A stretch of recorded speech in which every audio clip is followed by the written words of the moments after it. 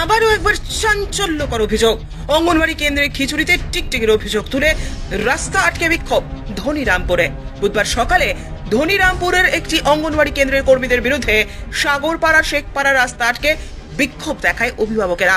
খবর পেয়ে ঘটনাস্থলে গিয়ে উপস্থিত হয় পুলিশ। নিয়ন্ত্রণে আনে সাগরপাড়া থানার পুলিশ। অভিভাবকদের অভিযোগ, বুধবার সকালে সাগরপাড়ার ধনীরামপুরের 18 নম্বর নজরুল পাঠাগার অঙ্গনওয়াড়ি কেন্দ্রের খিচুড়িতে টিকটিকি দেখতে পান তারা। এরপরেই তারা কেন্দ্রের কর্মীদের ঘিরে বিক্ষোভ দেখানোর পাশাপাশি রাস্তা আটকে বিক্ষোভ দেখাতে শুরু করেন।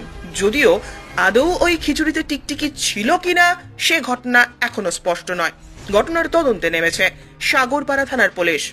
ফার্স্টে খিচুড়িটা নিয়ে যায় বাড়িতে, আমার বাচ্চাকে কেটলিটা খুলে দেখি চামচ দিয়ে চুলের তলাতে রাখছি, টিকটিকিটা গোলা গোলা ভাব হয়ে গেছে।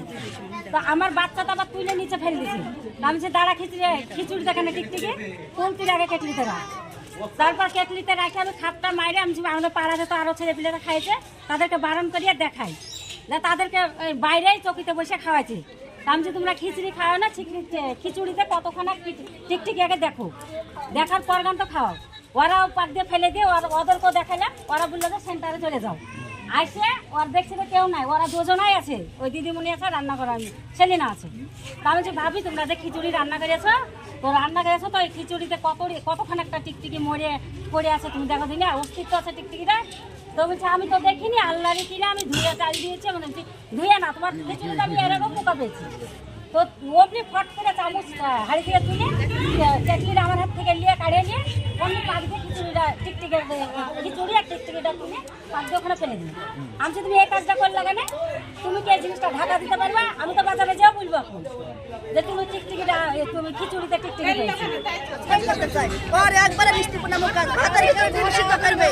সেটা কি আজকে প্রথম না এর আগে প্রত্যেকদিন হয়?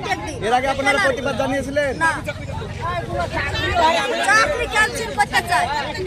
এর আগে একাধিক কি হয়েছিল?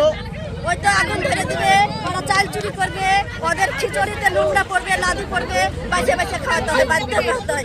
আজ টিকটিকি করেছে, আজ ওদের চাকরি খাবো। কতজন বাচ্চা অসুস্থ হয়ে পড়েছে? এখনো না হলো 10-15 জন খেয়েছে, অসুস্থ হয়ে পড়েছে তারা।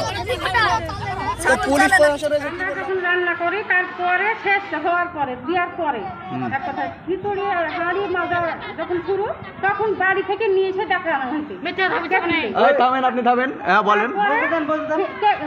একজনের খিচুড়ি প্রায় 2 হাতা, সেই খিচুড়ির উপরে টিকটিকিটা ছিল, হ্যাঁ, কিন্তু কিছু হয়নি, এমনি একটু মরে গেছে। তাই আচ্ছা, একটা টিকটিকি আপনারা থামেন না, আপনারা যে মিড ডে মিল রান্না করছেন একটা বাচ্চাদের খাবার, তো আপু এটা কি দেখেননি রান্না করার সময়? টিকটিকিটা তো ছোট জিনিস না, ওটা যেখান থেকে পড়লো আপনারা কি দেখেননি?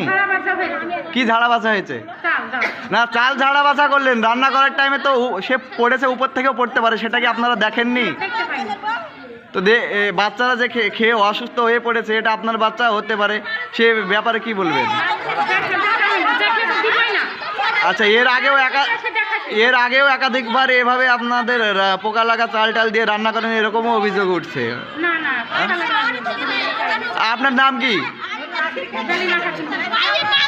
ব্যুরো রিপোর্ট, উত্তরের প্রহরী।